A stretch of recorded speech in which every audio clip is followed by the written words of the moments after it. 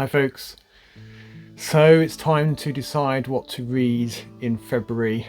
I had a really good reading month in January, although it's not quite finished yet, and I was a bit conservative when I chose the books. I think I only chose 6 or 7, and I've read double that number in January, so I'm going large for February. But first let me show you a little bit of footage of me umming and ahhing over which books I'm going to read on my shelves. So let's roll that tape. There are a couple of Aldous books that I'd like to read, but probably not this month. I feel like I hit my immediate Anderson needs last month with Tau Zero.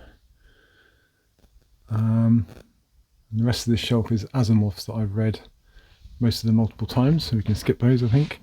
Having said that, I don't think I've read The Gods Themselves. I don't think I've read The End of Eternity. And it's possible I haven't read The Stars Like Dust either. At some point I wouldn't mind reading this one, which is non-fiction. But I can't say I'm in a rush. But possibly The Gods Themselves. I still don't really fancy the Cities in Flight stories, having read the first one. But I can see me wanting to read The City in the Stars. It was a recent acquisition. I hear lots of good things about. It's about time I read some Farmer, I think. Check him off my list of shame. And I think I'm going to go with Make It Easy, To Your Scattered Bodies Go. Make Room is a possibility for Mr. Harrison. Quite fancy that. Actually, another, going back to the seas for a minute, another that I have neglected thus far is Hal Clement, and I could go with, I think I would go with Mission of Gravity if I'm going to go with one at all. It's a nice and slender book. It should be pretty quick reading. I also want, from this shelf, it's a bit difficult to see, I think I'm going to have Gateway. And from down here, it's a bit awkward to get to because it's behind my filing cabinet, but Involution Ocean would be good, I think. So that's from the vintage shelves. I need to decide what short stories I'm going to go with. I'll do that at the end, I think. So I've read all these, haven't read that. I haven't read those. I haven't read... This is a bit of more like a thriller with a science fiction setting, I think, so that might be interesting. I do want to read Sparrow, just to see if it's as bad as everyone says it is at some point, slightly masochistically, but not this month, I don't think. I did not read any Jack Vance last month. If I go with anything, I think it'll be Star King, actually, which is the first of a space opera series that he wrote. Possibly. I could go with another Paul Macaulay. I've got several now. I'd need to have a closer look and just decide which one I actually want to read. I quite enjoyed the first of the Honor Harrington books that I read in January, so I might actually double down and go with number 2, The Honour of the Queen. Why not? Let's see. So these guys are all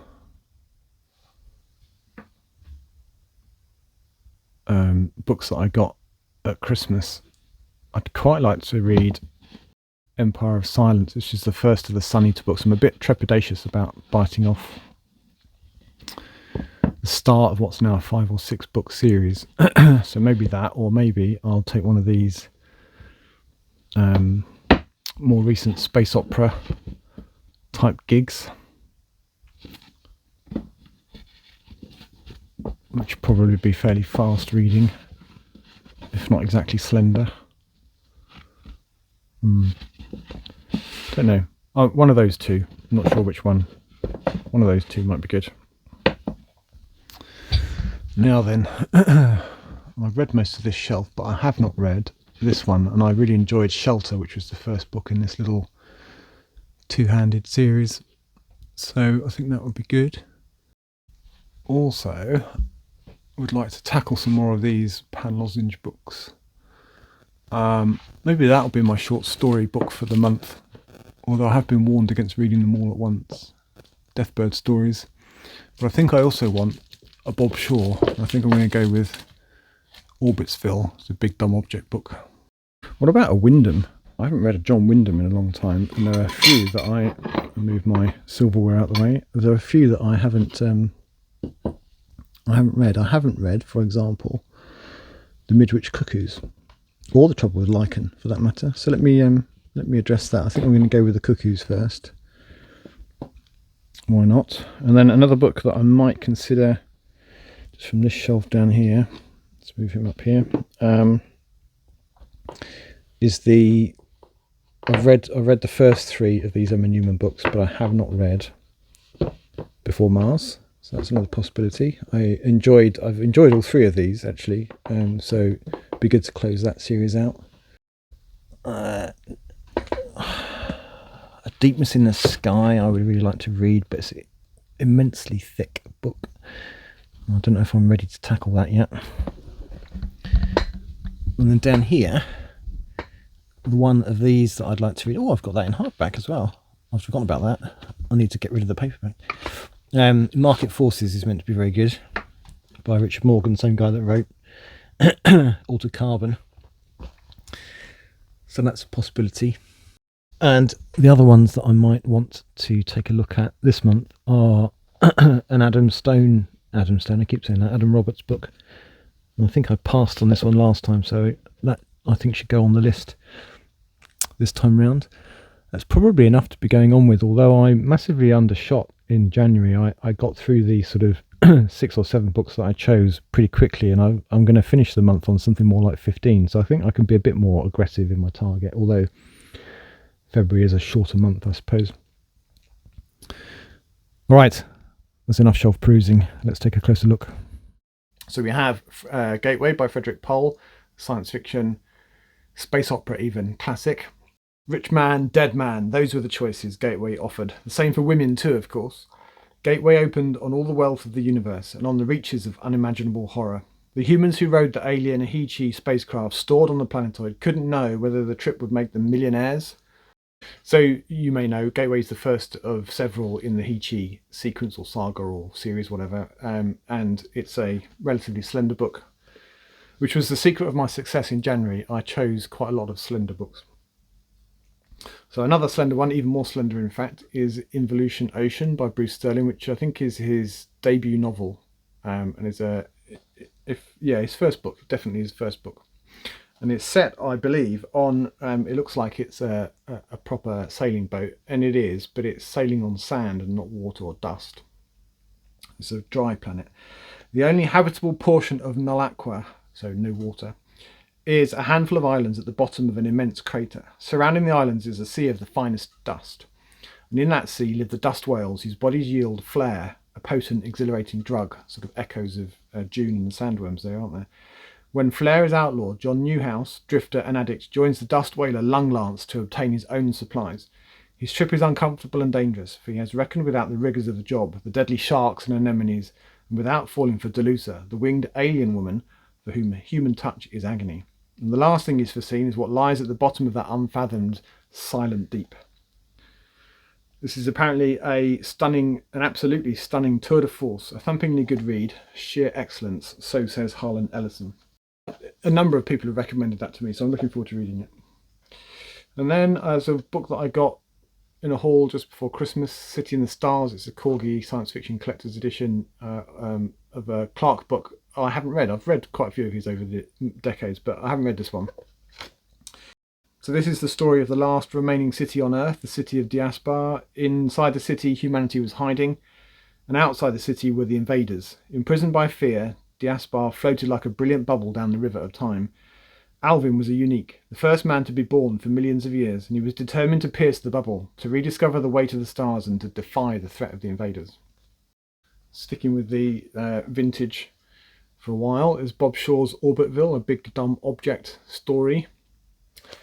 Let's see. To avoid the vengeance of the president, Vance Garamond took his faster-than-light spaceship on a last desperate flight into deep space, looking for a signpost to the third habitable world. He found Orbitsville, a Dyson sphere enclosing its own sun with a surface area of 625 million times that of Earth. 4 months later, the president's fleet of 70 vessels took station outside the sphere's entrance. So it's space opera of a sort, big dumb object, interesting protagonist, and a huge area to explore, a little bit like Ringworld. And then a Wyndham that I haven't read, Midwich Cuckoos. I've somehow managed to avoid this book over the years. Another slender book, should be quick work. John Wyndham's writing's very readable, but good, and I'm looking forward to reading that. So this is a sort of body snatchers type thing. Cuckoos lay their eggs in other birds' nests. The clutch that was fathered on the quiet little village of Midwich one night in September proved to possess a monstrous will of its own. It promised to make the human race look as dated as the dinosaur. Exciting, unsettling, and technically brilliant, says Spectator. This dates back to must be the 50s. 57, yeah. And then I'm going to go with an Asimov that I haven't read, The Gods Themselves, with a nice Chris Foss spaceship on the cover. Let's see. The discovery of an impossible isotope, plutonium-186, in a laboratory on Earth in the year 2070 AD. A parallel universe inhabited by very strange alien beings. A device which liberates mankind from toil, yet threatens to engulf the sun and the Earth in a holocaust of cosmic flame. These are just some of the elements in this outstanding, thought-provoking, and brilliantly entertaining novel by the world's leading author of science fiction, Isaac Asimov. Here, as always, he displays the storytelling genius that has earned him the undisputed dominance over all other writers in the field, back in the day, anyway. Like I say, I read a whole bunch of Asimov when I was in my teens and early 20s. I have not read this one yet. And then on my list of shame this year is Philip Jose Farmer. I'm going to go with the first in the Riverworld saga, To Your Scattered Bodies Go, which sounds a bit bonkers. Lots of historical figures fetch up on a world, Riverworld. It's not like our world, or any world that can be imagined by anyone except Philip Jose Farmer. It is huge and mysterious. It has a central river rimmed by mountains with a hidden source and an unknown end. Reborn there is every last soul who ever lived on Earth, from prehistoric ape men to moon-dwelling future civilization. Reborn there is Sir Richard Francis Burton, translator of the Arabian Nights, explorer, brawler, scholar, womanizer, adventurer. His quest to discover the end of the river, the meaning of the world's existence, and lovely Alice Hargreaves, the real-life model for Alice in Wonderland, form a science fiction adventure that is already recognised as a classic. So that sounds properly bonkers. I am intrigued. I hear good things. And then in January, I read the first of the Honor Harrington books on Basilisk Station, which I really enjoyed. And apparently this is even better. Epic, I've heard it described as. What's it called? The Honour of the Queen. So this is book 2 of a delightful Honor Harrington series. The Kingdom of Manticore needs allies against the Republic of Haven, who consider war and conquest the natural state of affairs in the universe. The Haven are the baddies of the piece. The planet Grayson is in just the right strategic place to make a very good ally indeed, but Her Majesty's Foreign Office overlooked one matter when they appointed Honor Harrington to carry the flag. Women on Grayson are without rights or rank, and Honor's presence will be an intolerable affront to every male on the planet. The treatment Honor receives from the Graysonites becomes wearing over time, and she would withdraw if she could, but then the planet's twin attacks without warning and she must stay and prevail, not simply for herself, but also for the honour of the Queen. So like I said about on Basilisk Station, it is fun, it's a rollicking ride, it is not groundbreaking prose, it is not a science fiction classic, but it's a hoot, and I'm looking forward to reading book 2. What else have we got here? We have got Haven by Adam Roberts, which is the follow-on from the Dave Hutchinson book that I read in January called Shelter, and they have collaborated. They're doing, I think there will be certainly 4, maybe more. And so Hutchinson wrote the first one, Adam Roberts has written the second one, Hutchinson's written the third, which is out now. And there should be a 4th coming from Adam Roberts at some point soon. So this one is set in they're set in the same sort of post-apocalypse world. In the first book, approximately 100 years previously, there was some kind of comet strike which wiped out most of the population, and it's set 100 years downstream of that, and the sort of people beginning to sort of pick themselves up a bit. And it's set in England, just up the road from me, actually, which I quite enjoyed. So on the back of this one, it says, young fork-tongued Davy has visions. Epilepsy, his ma calls it, but he's barely able to help around the family farm. Only useful people survive, and only if you can help to grow food. But something about the lad is attracting attention. The menacing stranger who might be the angel of death himself. The women-only community at Wickham, also up the road. Daniel, sent by the mysterious Guz. They all want Davy for their own reasons. But what use can he be to anyone? He has visions of flight, but how can flight ever be possible in this shattered world? The simple farm boy, caught up in events beyond his power to control, but his visions may be the key to the future. Looking forward to that. I do like the end of the world. And then I have taking my life in my own hands is Harlan Ellison, Deathbird Stories, which is apparently a pretty terrifying read. I have been entreated to not attempt to read them in one go. So I have been duly warned. What's it saying about the grimoires and necronomicons of the gods of the freeway, of the ghetto blacks, of the coaxial cable, the pain god and the rock god and the god of neon, the gods that live in the city streets and slot machines, the god of smog and the god of Freudian guilt, the machine god. Know them now. They rule the nights through which we move. So this almost sounds a little bit like Neil Gaiman's American Gods. So I think that's the basic idea. From the most acclaimed writer of imaginative literature in the world comes this masterwork of myth and terror, a pantheon of modern gods. It does say on page like 4 or 5 here, there's a little caveat lector, warning for the reader. It is suggested that the reader not attempt to read this book at one sitting. The emotional content of these stories, taken without break, may be extremely upsetting. This note is intended most sincerely and not as hyperbole. Well, okay, I am duly warned. I do hear the little slap of a gauntlet being thrown down there. So I'll read a couple and see how I get on. So the author has warned me. A couple of readers have warned me. I should be duly warned. And then we've got 3 more recent books. So Richard Morgan's Market Forces, which is meant to be pretty good. It's a kind of standalone singleton novel about a near future world in which people trade in conflict in the same way as they do stocks and shares. People buy futures in conflict. 30 years from now, the big movers in global capitalism have moved on from commodities. The big money is in conflict investment. And that's where Shaw and Associates come in. They keep a careful watch on the wars of liberation and revolution that burn constantly around the world, and they gauge who the winners will be and sell them arms, intelligence and power. In return for a slice of the action when the war is won, the reward for the investors? A stake in the new nation. It's cynical, brutal, and has nothing to do with democracy and the rule of law. It's a thriller, meant to be pretty good. And then I'm going to tackle an early Adam Roberts book, Stone. I think it's his 3rd book. So this was published in 2002, so 20 odd years ago. So let's see. Sprung from prison in the centre of a star, the universe's last criminal is employed to kill the entire population of a planet and leave the planet itself intact. It's a crime that will tear apart an interstellar utopia that has existed for centuries. Across known space, engineered humans live lives of idle contentment, their every need catered for by the nanotech machines that teem in their blood. It sounds a bit like Ian Banks's Culture, doesn't it? To keep ahead of detection while the crime is prepared, the killer voyages to the numerous worlds where, in exotic and varied landscapes, mankind searches for the excitement of a new experience. And all the time, the killer is reawakening the instincts required for murder and wondering who's behind the contract.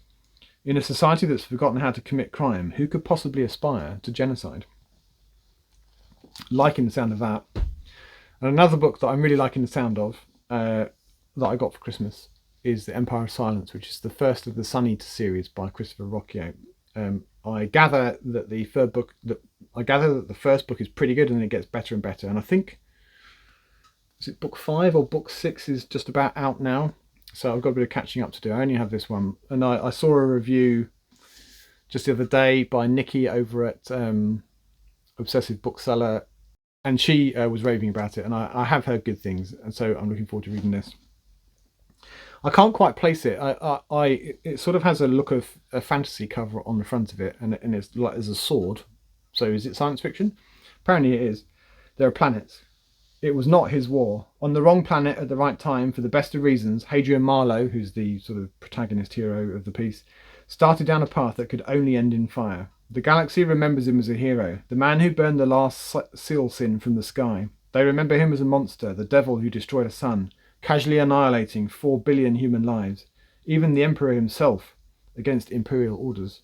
But Hadrian was not a hero, he was not a monster, he was not even a soldier. So people on the back say that space opera fans, that would be me then, will savour this far future debut. Epic scale space opera in the tradition of Ian M. Banks and Dune, as epic as Dune, and a stunning debut and an incredible novel. So there's some bold claims on the back of this. So but I do hear good things, so I'm beginning to believe that they might be justified. I might even tackle this one first. It's a thickish book. It's 600 pages nearly. So that's not, it's not slender or fleet or quick to read. That's not an afternoon's work, I fear. But I'm prepared to make the investment. It does sound good. The only slight worry is if I really enjoyed this, I'm going to have to get the next 5, which is a bit of an investment, but still. So that's everything that I have planned to read in February. It's quite an ambitious list, and I'm worried now that it's quite a pile. But if January is anything to go by, then I can make it happen. And if I run out, I'll just grab a couple more off my shelves like I did in February and in January. And if I don't get through them all, no big deal. They can either roll over to March or they can go back onto my shelves to be chosen another time. So what do you have planned? Do you have any books planned for your TBR for February? Let me know in the comments. I'd be interested to hear. But otherwise, as always, thank you for watching. Until next time, goodbye.